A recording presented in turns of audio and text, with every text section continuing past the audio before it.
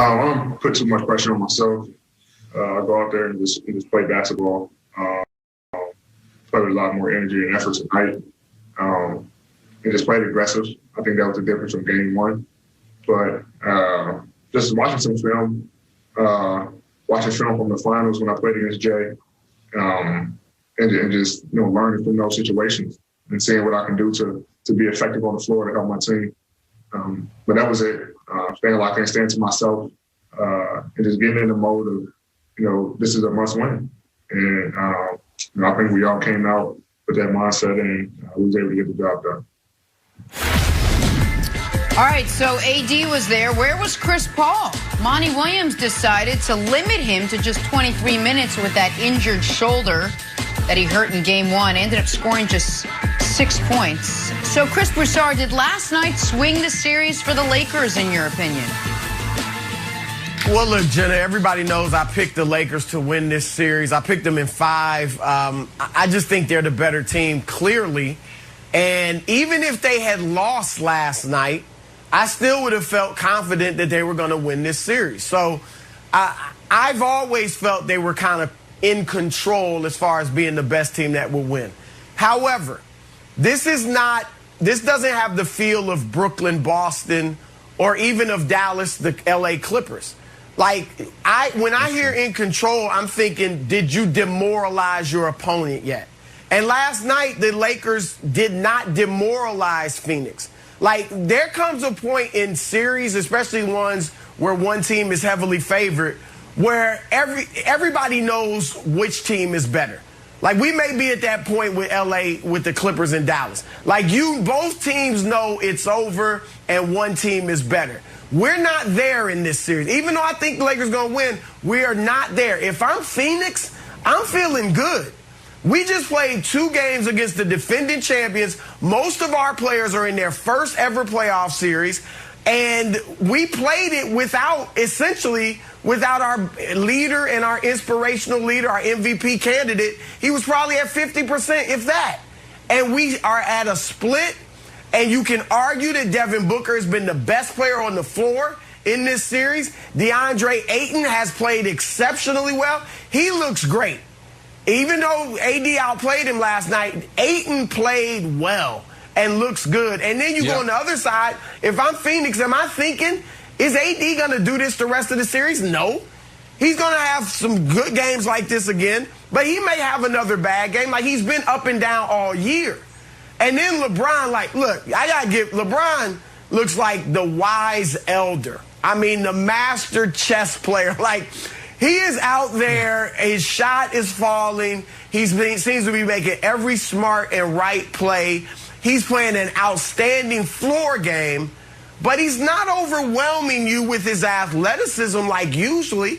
He doesn't look physically like he's fully there, but he's playing off his smarts and his skills. So for all those reasons, yeah, I think the Lakers are going to win. But if I'm Phoenix, I feel good. I'm not demoralized. And I feel like we got a chance to win this series if I'm the Suns. Well, yeah, and the Lakers had the opportunity to take full control last night. If you were watching, they were up 10 going into the final possession of the third quarter. And they allow a wide-open Phoenix 3 at the buzzer. And then the first possession of the fourth quarter, they allow another 3. And all of a sudden, the game that was 10 and had been 15 was down to 4. And the Lakers are in a dogfight for the majority of the fourth quarter until their defense plus LeBron plus Anthony Davis takes over. And obviously, Chris Paul, you saw it during game one. He was losing control of the basketball. And even though he came back in and played, he wasn't himself. And so I don't know if you could have expected him to be 100% 48 hours later when they're playing game 2. But the other factor is, over 2 games of this series, LeBron, I want to get this exactly right. LeBron has played 75 minutes. In those 75 minutes, the Lakers are plus 16. In the 21 minutes he has sat, they're minus 18. So when he's been on the court, even though he has not exploded to the basket in the half court once the entire series, they've still been in full control. Thank you. And they are generating, Dusty just sent me these numbers, they are generating more wide open threes than any team in the playoffs. They're just not hitting them. that eventually will come around.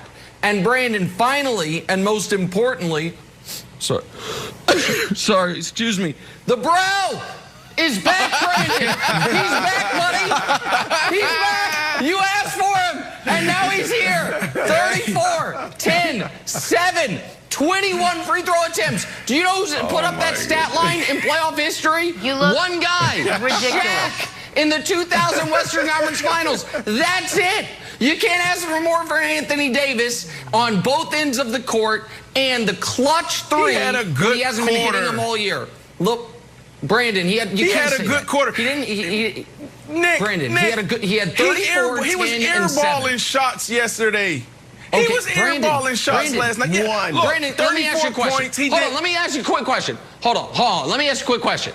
Did Kawhi Leonard have a good game or a good half? Because I would say he had a good game. He had 41 points. Was the majority of the work in the first half? He had a phenomenal first half, and he had a decent to good second half. That's what Kawhi had. Okay. All right. Well, the brow had a great all-around game. Start to finish, buddy. Right. Look, let me answer the question. Absolutely, all of the momentum has swung the Lakers' way, but it's not because of the Bras, not because of, AD. LeBron James played phenomenal. He was great, got everybody involved, impacted the game in so many different ways, but the story was CP3. So, yes, Nick, we knew and we saw CP3 go down in the first game, but he finished that game, and a lot of times, when our players finish games, we believe that, okay, they're going to be okay. Nobody thought that CP3 was going to be running around with one arm. Did you see the way he was dribbling? 23 minutes, 6 points. That was the difference. The Suns, with everything healthy, with everybody healthy, given the situation, when you look at the Lakers with AD being up and down and you got LeBron James still not 100%, the Suns are the better team. So this is a huge blow to the Suns when you look at CP3. And this is not the first time this has happened. How many times have we seen CP3 playing lights out, his team's playing great, and then all of a sudden hydration kicks in, he's cramping, the hamstring goes, and now the entire series shift from, them leading the way and dominating to now they're losing and not even making it to the finals. Yes, watching CP3 on the bench in the fourth quarter was one of two things that really hurt my feelings. I wanted CP3 to have a deep playoff run, and if he wasn't good enough to go at a home game in the fourth quarter, I don't know if he's going to be good enough to go on Thursday. The other thing that hurt my feelings is that our buddy Nick Wright decided to attack me online and misrepresent something that I was trying to bring up as just plainly interesting. I said, hey, everybody, isn't it interesting that LeBron hasn't dunked in 2 days or 2 games? It reminds you of when Blake Griffin wasn't dunking. I'm putting LeBron on Blake Griffin dunk alert. And then all of a sudden, he gets a pass and a breakaway from Dario, not on his team, and he dunks. And then all of a sudden, my phone starts blowing up. What's going on here? Is that good enough for you? A keyboard warrior. What's the keyboard warrior? It's got a blue check. What the heck is it, Nick Wright? Uh-oh, then he dunks another one off an alley-oop. I didn't say that LeBron can't dunk. We just saw Vince Carter dunk on the set of the jump. I know the guy can dunk. I'm just saying he's not giving us that explosive, with no regards for human life type action in the paint. And when we look at his shot chart, he only had 3 shots in a restricted area. It's a little bit of like the opposite of how Zion plays the game. So, Nicholas, I am just saying, and don't cyberbully me, can't TV bully me either, that this is an odd way for LeBron to play. Are you concerned, and do you think this will continue? That he's not necessarily passive, but he's certainly floating on the perimeter more often than usual. No, I'm not concerned because it's going to get better as the playoffs go along. But obviously, LeBron is very cautiously playing these games. And Broussard, to me, like you saw on the second dunk on the alley-oop, how high he got. His explosion is obviously still there, but I think right now he can't turn the corner the way he wants to. And I think more importantly, he doesn't want to risk rolling the ankle in the massive bodies down by the rim when you go up and you get hammered.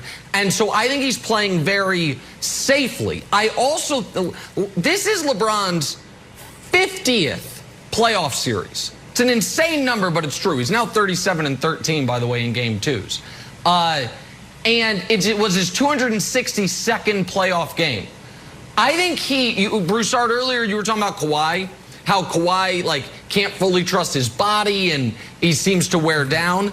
I think LeBron knows exactly how much he has available to him, not only for the game, but for a series, for a couple series, and for a playoff run.